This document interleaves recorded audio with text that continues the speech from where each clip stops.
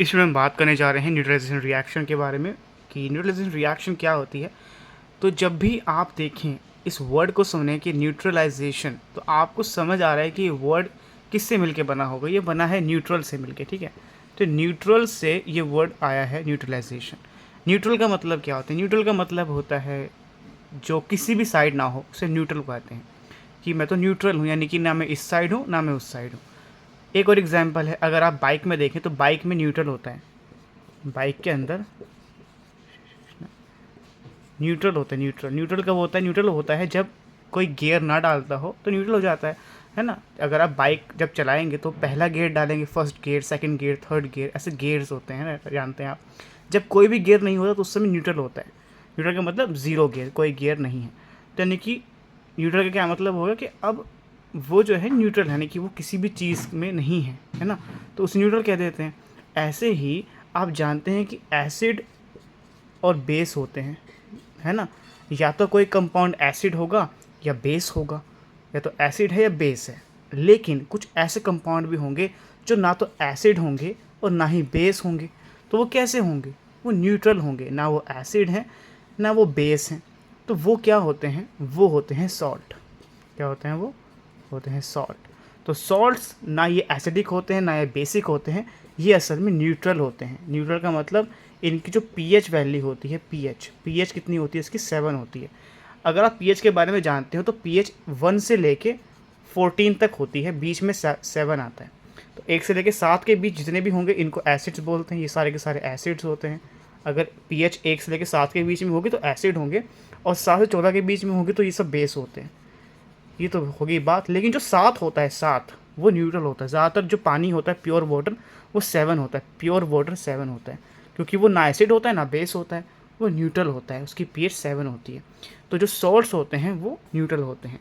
तो यानी कि इस रिएक्शन का मतलब क्या है? इस रिएक्शन का मतलब है कि एसिड और बेस मिलकर क्या बन जाएंगे? मिलकर न्यूट्रल बन जाएंगे। ये दोनों आपस में मिलेंगे और क्या बनेंगे? ये बन जाएंगे न्यूट्रल।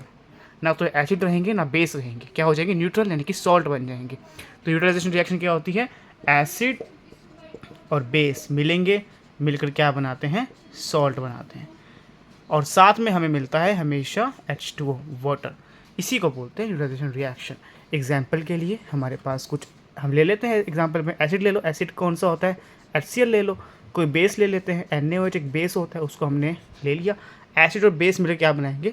सॉल्ट। कैसे बनाएंगे? देखिए, ये जो H है ये कंबाइन होगा इससे, क्योंकि ये प्लस होता है ये माइनस होता है, यहाँ पे ये प्लस होता है माइनस होता है। हमेशा प्लस और माइनस ही अट्रैक्ट करते हैं, इसीलिए ये H जो होगा वो OH के पास जाएगा और क्या बन जाएगा? H के साथ क्या मिल जाएगा? OH मिल जाएगा।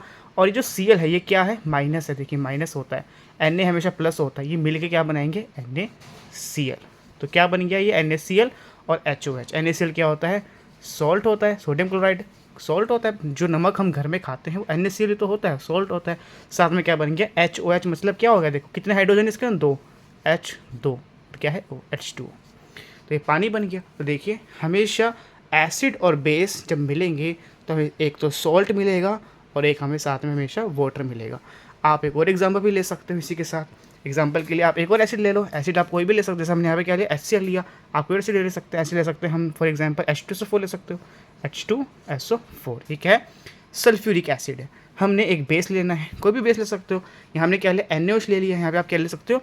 आप ले सकते हो KOH, कोई भी ले सकते हो। हमने KOH ले लिया। ये मिलके क्या बनाएंगे हमें देखना पड़ेगा। तो ये H क्या हमेशा प्लस होता है, ये माइनस होता है, ये प्लस होता है, ये माइनस होता है। तो प्लस के साथ जाएगा, माइनस के साथ जाएगा। ये माइनस है, ये प्लस के साथ जाएगा, क्या हो जाएगा? KSO4। क्या बनेगा? KSO4। और ये H2 किसके साथ जाएगा? OH के साथ। तो ये क्या बनेगा? H2 के साथ जाएगा, और तो ये असल में HOH बनेगा और ये K2SO4 बनता है। ये तो आपको वैलेंसी वगैरह सीखनी पड़ेगी, तो आप इसको बैलेंस कर सकते हो। तो ये बन जाएगा K2SO4। इसे बोलते हैं पोटेशियम सल्फेट। ये क्या है? सॉल्ट है एक तरह का। ये भी क्या है? सॉल्ट। और ये क्या बन गया हमारे पास? H2 यानी कि वाटर। तो देखो acid plus base give us salt and water. So what is neutralization reaction? This reaction comprises of an acid and a base, and when they combine they form a salt and along with it the molecule of water. तो इस तरह से हम define करते हैं कि neutralisation reaction क्या होती है, जिसमें एसिड और बेस हमेशा मिलेंगे, हमें सॉल्ट देंगे और साथ में वाटर देंगे। हमेशा ऐसे ही होता है। इसी को हम बोलते हैं न्यूट्रलाइजेशन रिएक्शन, क्योंकि इसमें ना एसिड बना ना बेस बना, एक ऐसी चीज़ बनी है जो ना एसिड होती है ना बेस होती है। कैसी होती है? न्यूट्रल होती है। इसकी पीएच कितनी होती है? 7। जो बेस जो सॉल्ट होते हैं, सॉल्ट जो होते हैं वो 7 होती है उनकी पीएच। ठीक है, इसे नमक की भी पीएच क्या होगी? 7 ही होगी, क्योंकि ना वो एसिड होते हैं ना वो बेस होते हैं। इसी का ध्यान रखना है। ठीक है, आई होप जो समझ आ गई। कोई डाउट हो कमेंट कीजिएगा भाई, कोई नया टॉपिक होगा उस बारे में आगे बात करेंगे। Thank you so much.